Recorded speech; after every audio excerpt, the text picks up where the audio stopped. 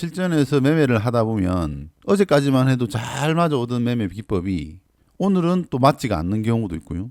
또 장세가 전일과 오늘의 시장 상황이 변함이 별로 없는데도 불구하고 시장의 흐름이 완전히 다르게 움직이는 경우들을 많이 보게 됩니다. 매일 똑같은 시장 흐름이 반복돼서 나오진 않아요. 100% 똑같지는 않다는 이야기입니다. 대동소이하게 비슷하게 시장을 움직이면서 종목의 흐름이 좀 달리 움직이긴 한데, 그러니까 여러분들이 구사하는 매매에 따라서 수익이 나는 경우도 있고 시장이 달라지면서 또 손해를 보시는 경우도 많아요. 주도주 눌림 매매는 어떤 장세를 좀 불문하고 강한 종목에서 매매를 하는 아주 이점이 있고, 또 고점에서 매매를 하기 때문에 일반인들이나 초보자분들은 접근성이 좀 떨어진다라는 좀 단점이 있습니다. 그래서 패턴 매매라든지 눌림목 매매를 영상을 올리면 그렇게 질문이 많이 오지를 않아요. 대부분 여러분들이 공감을 하기 때문에 그렇다라고 생각을 합니다. 고점에 있는 종목을 매매를 할 때는 질문이 많이 와요. 그만큼 어렵다라고 보는 거죠. 고민들을 많이 하기 때문에 또 질문이 저는 온다라고도 생각을 해봅니다. 간단하지만 어려워요. 오늘은 주도주 눌림 종목 선정과 매매 관점에 대해서 이 정도까지 알려드렸는데도 다른 소리 하시고 이해가 안 가시는 분은 죄송하지만 주도주 눌림 매매는 하지 않는 게 맞지 않겠나 할 정도로 오늘 영상을 만들어 볼까 합니다. 심플합니다. 이게 어려운 게 아니라 여러분들이 마음을 비우고 들어야 되는 거예요. 주식 투자는 100% 정형화될 수 없다라는 걸 먼저 인정을 하고 공부를 하셔야 돼요. 우리가 1 더하기 1은 2다라는 이 공식이, 그 공식의 관점에서 주식시장을 바라보기 시작하면 정말 힘들어요. 어제 이럴 때는 상승이 나왔는데 오늘 왜 상승이 안 나옵니까? 라고 질문하면 그거 알 수가 없는 거예요. 주도주 눌림 매매라든지 고점에 있는 종목을 매매하기에 어떤 기준이 없는 사람들, 경험이 짧은 사람들한테 이해를 돕기 위해서 정형화시켜서 만들었지만 100% 맞지는 않는다. 100% 맞기 위해서는 그 종목을 선정하는 과정이 퍼펙트하게 맞아 들어가야 그 똑같은 움직임이 나올 수가 있는데, 시장의 참여자들은 매일같이 달라지기 때문에 어제 뉴스와 오늘 뉴스가 똑같이 나오고 미증시도 똑같은 상황이 이틀 동안 반복이 된다 하더라도 그 시장 상황을 바라보는 투자자들, 실전에서 매매하는 사람들의 생각이 어제와 오늘이 다르기 때문에 그래요. 여러분들은 똑같이 생각할지 모르지만 이 수많은 투자자들이 똑같은 뉴스를 보더라도 이건 호재라고 생각하는 사람이 있는 반면에 이건 악재라고 생각하는 사람도 있는 거거든요. 비가 오면 우려하는 사람도 있고 비가 오면 좋아하는 사람도 있는 거예요. 그 마음까지도 우리가 다 정형화시킬 수는 없다라는 겁니다. 그렇기 때문에 주식의 시세가, 주식시장의 흐름이 바뀌어 나간다라고 보시면 맞을 거예요. 100% 정형화시킬 수는 없다라는 걸 전제를 깔고 제가 오늘 말씀드리는 내용을 여러분들이 끝까지 보시면은 이해가 빠를 수도 있습니다. 하나비전이라는 종목이지만 이 종목을 매매하고 이 종목을 선정하는 기준은 신고가입니다. 신고가에 거래 대금이 많이 터진 종목을 1순위로 봐요. 많은 사람들이 참여를 하면 많은 거래 대금이 터질 거고 많은 거래량이 형성이 될 수밖에 없습니다. 거래 대금이 많이 터진다라고 하면 뭐 1,000억, 2,000억, 뭐 5,000억 뭐 이렇게 말할 수도 있겠죠. 그럼 이 기준이라는 것은 1,000억만 터져도 거래 대금이 많이 터진다라고 생각하는 사람과 주도주 정도 되려면 한 3,000억은 터져야지라고 하는 사람도 있을 겁니다. 그런 기준들을 제시를 해드리는 거죠. 최소한 주도주 눌림 매매를 하기 위해서는 뭐 1,000억 이상 터져야 되고 뭐 3,000원 이상 터져야 된다라고 이야기를 해주는 거예요. 기준을 잡아두는 겁니다. 그 안에서만 종목 선정을 하면 그나마 실패할 확률이 줄어든다라는 이야기지 100% 성공한다는 이야기가 아니에요. 장세에 따라서 시장의 거래 대금이 떨어져 있을 때는 1,000억만 터져도 많이 터졌다라고 볼 수도 있고, 시장이 좋아가지고 거래 대금이 많이 형성이 될 때는 1,000억은 거래 대금이 많이 터졌다라고 볼 수 없는 거래 대금일 수도 있는 겁니다. 키움증권 기준으로 보면은 거래 대금 상위라는 게 있어요. 삼성전자나 하이닉스 같은 경우는 워낙 거래 대금이 많이 터지죠. 근데 여기서 중요한 건 뭐냐면 거래 대금이 많이 터지더라도 뭐가 따라와 줘야 되냐? 상승률이 10% 이상, 뭐 15% 이상 이런 기준을 잡아주는 거예요. 거래 대금만 많이 터진다고 해서 주도주가 아니라 거래가 많이 형성되면서 상승률이 나와야 된다는 거죠. 기준 양봉이 만들어져야 되는 거죠. 그 기준 양봉이 만들어지고 거래 대금이 최소 못해도 1,000억, 2,000억 이상은 터져야 되고, 당일 시장에서 상승률 10% 이상 상승률에서 거래 대금이 많이 터진 종목들이 주도주라고 우리가 하는 겁니다. 제가 말씀을 드리는 게 아니라 시장에서 매매하는 사람들이 그렇게 정형화 시켜버린 거예요. 시가총액이 얼마 정도 되고 당일 상승률이 10% 이상이어야 되고 거래 대금은 최소 못해도 1,000억에서 2,000억 이상은 형성이 돼야 주도주로서 우리가 인정을 해줄게라고 하는 실제 매매자들의 합의가 이루어진 거예요. 그래서 그쪽으로 수급이 들어가는 겁니다. 더 말씀을 드리자면 기관과 외국인의 매수세가 많이 들어오는 거. 그런 종목을 우리는 주도주라고 이야기를 하지만 이 반대로 뒤집어서 보면 거래 대금이 많이 들어오고 기관과 외국 메이저들의 수급이 많이 들어온다라고 하는 것은 상승할 수밖에 없다라는 또 결론이 나오는 거죠. 그리고 하나 더 차트 분석에서는 뭐가 필요할까요? 신고가여야 된다는 거죠. 신고가. 전고점을 돌파하는 흐름이 나와야 된다. 조금 전에 제가 1, 2, 3을 말씀드렸고 이게 충족하고 차트상에서도 신고가 흐름이 나왔을 때 이건 비로소 시장에서 주도주라고 우리가 이야기를 해준다라는 거죠. 거래대금 상위가 만들어지고 그 종목에서 우리는 매매를 하는 건데 여기서 이제 매매를 채점을 잡아 들어가는 또 다른 이야기지만 이렇게 종목 선정을 하는 겁니다. 그런 종목이 나타나게 되면 주도주 매매를 하는 사람들이 그 종목을 관심 있게 보게 되고 관심 있게 보다 보면 매수 타점을 잡는 거죠. 여러분들 입장에서는 이게 무슨 소리야 할 수도 있지만 이게 답니다. 이 구조는 바뀔 수가 없는 거예요. 근데 여러분들은 뭔가 우리가 모르는 내가 모르는 뭔가 비법을 가지고 있지 않겠나, 뭔가 알지 못하는 뭔가가 있지 않겠나라고 생각은 하는데 그런 건 없어요. 없습니다. 여기서 이제 매수 타점을 잡느냐 이런 종목 선정을 한 이후에 내가 이 종목을 매수하기 위해서 어떤 준비를 하느냐가 이제 거기서부터 경험이 있는 사람과 경험이 없는 사람들의 차이가 나는 거죠. 저도 이제 이 종목을 오늘 매매를 했지만 잘한 매매는 아니에요. 기관과 외국인들의 수급이 강하게 들어왔기 때문에 상승이 나오고 이렇게 상승이 나오고 난 다음에 여기서 매매가 들어갔으면 좋겠죠. 워낙 기관과 외국인들의 수급이 많이 들어왔기 때문에 여기서 매수를 한번 했다가 다시 또 매도를 했고요. 20일선 언저리 왔기 때문에 여기서 또 매수를 한번 했다가 수급이 잘 들어와서 이렇게 갈 줄 알았지만 또 급락이 나왔어요. 이제 이 부분이 결과론적으로는 잘못된 매매가 되지만 여기서 바로 간다라고 생각하고 매수를 한 거예요. 제가 생각했던 기준과 같지 않은 거죠. 여기서 또 추가 매수를 했습니다. 추가 매수를 했기 때문에 비중이 들어갔겠죠. 근데 여기서 이제 매수한 거는 J4 매매라는 매매 기법에 대한 매수 타점이 나온 것도 있고 영상에서 말씀드렸던 것 이런 부분도 되는 거죠. 이렇게 N자형 목표치까지 하락이 나왔기 때문에 여기서 매수 타점이 되는 것도 있고요. 또 여기에서 지지 돌파된 이중 바닥을 만들고 상승한 이 자리에서 저점이 만들어졌기 때문에 여기까지 하락을 했기 때문에 매수를 하게 된 이유가 되는 거기도 하고요. 하나의 매수 타점이 만들어진 게 아니라 이 종목을 신중히 보게 되면 여러 개의 매수 타점이 나올 수가 있다는 거죠.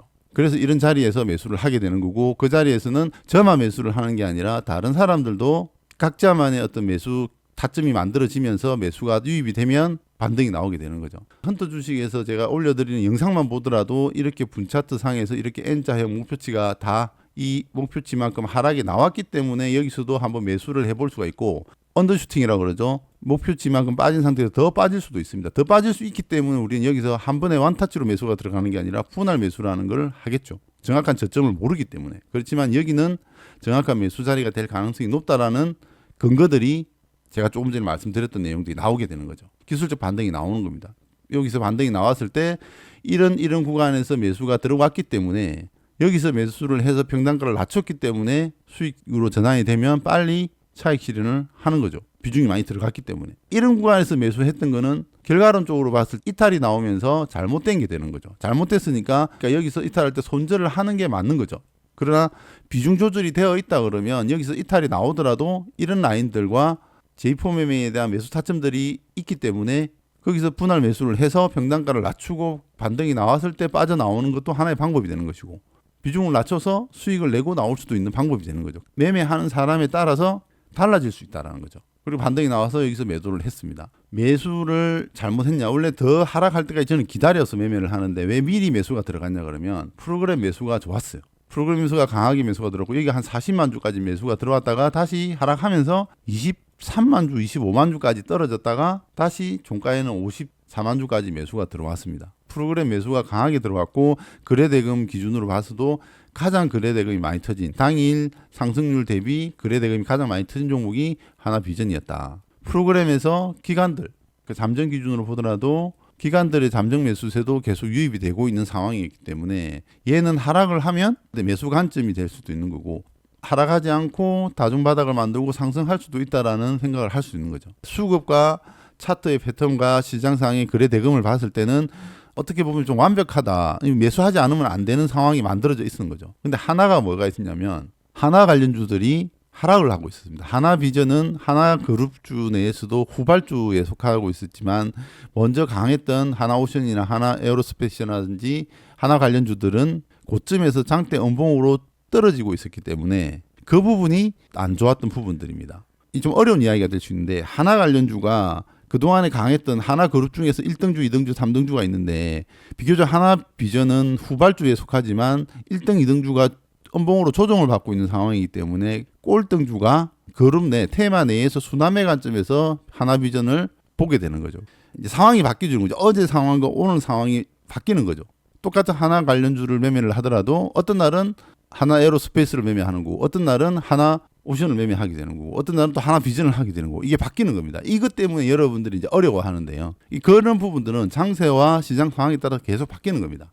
그래서 이 부분이 이해가 안 가는 사람들은 좀 패스하셔도 되고요. 근데 천천히 내 말을 들어보시면은 충분히 이해를 할 수가 있습니다. 그래서 이런 부분들이 시장에서 만들어졌기 때문에 이들 종목을 매수를 하게 되는 거죠. 여기서도 요 라인에서도 이제 매수를 하는 거죠. 프로그램 매수가 계속 들어오니까 하락하면서 프로그램 매수가 빠졌다가 프로그램에서 재유입되고 있으니까 이런 자리에서도 이런 생각을 하는 거죠. 여기까지 내려왔으니까 프로그램 매수가 강하게 받쳐주고 기관들도 잠정으로 매수세가 들어오고 있기 때문에 여기서 이렇게 반등이 나오겠지. 신고가니까. 그런 관점에서 매수를 하는 겁니다. 그런데 변수가 있는 거죠.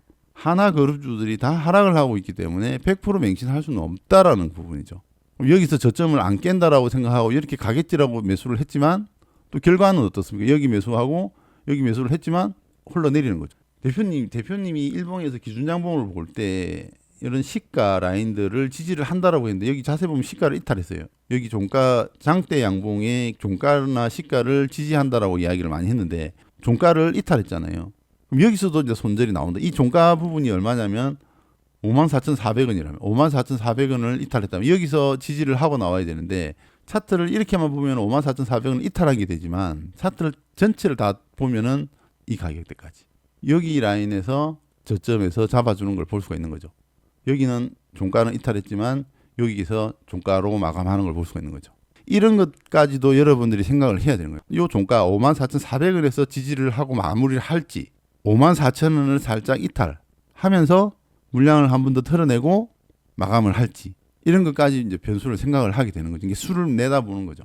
매매를 하다 보면 이제 여러분들도 그게 눈에 보이게 됩니다. 지금은 이제 안 보이겠죠. 안 보이니까 이제 그런 질문들을 많이 하는데 그리고 이렇게 이제 매수가 이루어지는 거죠. 이렇게 매수를 하고 난 이후에 종가상으로 시장이 하락이 나왔고 시간 내에서 조금 더 하락이 나오겠다고 생각을 했어요. 하락이 나오면 더 잡겠다라는 생각으로 마감을 했습니다. 근데 시간 내에서 1%가 안 밀린 상태에서 마이너스 효과 보였다가 바로 종가로는 한 2% 이상 종가에서 상승으로 마감을 했습니다. 분할 매수 잡고 여기서 다 팔았습니다. 여기까지 못 먹었어요.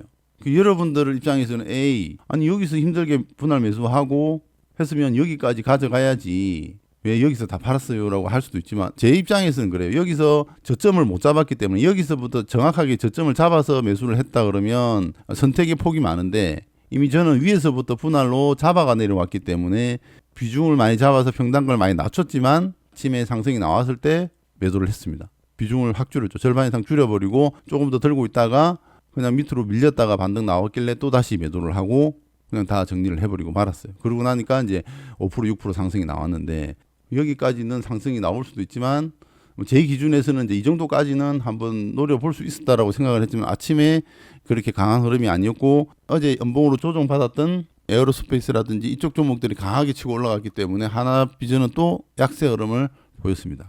제가 말씀드리고 싶은 내용은 뭐냐면 여러분들이 그만큼 종목 선정에 대해서 많이 궁금해 하시고 종목을 어떻게 선정해야 될지 모르겠다라는 질문들이 상당히 많이 오기 때문에 오늘 이 영상을 보시고 다음에 이 종목과 유사한 환경에 있는 종목을 찾았을 때는 여러분들은 저보다 더 높은 가격에서 매도할 수 있을 겁니다. 저는 그렇게 생각을 해요. 저는 매도하고 난 다음에 상한가 가는 종목도 많고 제가 매도하고 나면 더 많이 상승하는 경우가 많습니다. 아쉽죠. 아쉽기는 하지만 어떻게 하겠어요. 제가 매매하는 게 이 정도 실력인데. 그래서 제가 오늘 여러분들한테 전달하고 싶은 내용은 뭐냐면 종목 선정 과정에서 어떻게 종목 선정을 하고 어떤 근거로 분할 매수를 해 나가느냐 제가 말씀을 드린 거예요. 그래서 여러분들이 종목 선정을 하시고 매수 타점을 잡는 거는 여러분들이 알고 있는 매수 타점 방법들 다른 유튜브나 다른 전문가들이 이야기하는 매수 타점을 가지고 매수를 해도 됩니다. 그건 정해져 있는 게 아니에요. 제가 말하는 J4 매매라든지 N자의 목표치만큼 하락했을 때라든지 지지와 저항을 가지고 매수 타점을 잡는다든지 이게 다 유효하다는 거예요. 뭐가 좋다 뭐가 나쁘다가 아니에요. 중요한 거는 종목 선정이 달려있고 거기에서 이런 상황에서 이런 종목을 선택을 했을 때 그래도 데이터를 뽑아보니 J4 관점에서 매수 타점을 잡는 거와 지지와 저항으로 매수 타점을 잡는 거와 본인한테 맞다라고 하면 거기에 맞는 매매를 하시면 되는 겁니다. 꼭 이렇게만 매매를 해야 된다는 건 아닌 거예요. 저도 때로는 안 할 때도 많아요. 오늘 같은 경우도 먼저 매수를 해버리잖아요. 기관과 외국인의 매수세가 강하게 들어오고 거래대금도 많이 터지고 신고 까고 하니까 그냥 더 내려오기 전에 눌림을 더 주기 전에 미리 들어가 버리잖아요.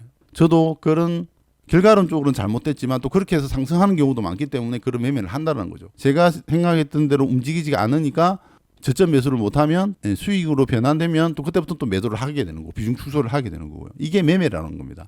나는 한 번 매수하면 5% 먹어야 돼. 한 번 매수하면 3% 먹어야 돼. 한 번 매수하면 10% 먹어야 돼. 이런 개념이 안 통한다는 거죠. 그런 관점에서 영상을 보시고 주도주 눌림매매에서 궁금했던 부분들이 있다고 그러면 오늘 영상으로서 아마 이게 해소가 돼야 됩니다. 지금 말씀드렸던 내용도 헌터 속에 다 말했던 내용들입니다. 그 중에서 일부분을 제가 말씀을 드린 거고 그래서 너무 많이 궁금해 하시고 주도주 눌림매매에 대한 부분들은 간단하지만 어려운 매매거든요. 여러분들이 이제 너무 많은 환상을 가지고 있는 것 같아서 제가 이렇게 말씀을 드린 겁니다. 파동을 먹는 매매는 수익률이 10%, 15%, 20% 가지만 이런 주도주에서 분차트에서 파동을 하는 거는 수익률은 짧지만 수익 금액이 커진다라는 또 이점이 있는 거죠. 주도주 매매와 개별주 패턴 매매의 정확한 개념 정리를 하셔라. 본인이 어떤 매매에 맞는지를 여러분들이 선택을 하시고 내 환경이나 내가 가지고 있는 투자 금액이나 이런 것들이 어느 매매에 맞는지를 선택을 하셔서 공부를 하시기 바랍니다. 시장에서 오랫동안 경험을 했기 때문에 A 매매도 하고 B 매매도 하고 C 매매도 하고 다 하지만은 그게 안 되는 사람들은 여러분들이 잘할 수 있는 주종목을 정해라. 이 매매 방법은 나만이 할 수 있다. 내가 최고가 될 수 있다는 필살기 매매 하나는 만들어야 된다. 그래야 이 시장이 살아남을 수 있다라고 제가 이야기를 참 많이 드렸는데 오늘도 그 이야기를 말씀드리면서 마무리하도록 하겠습니다.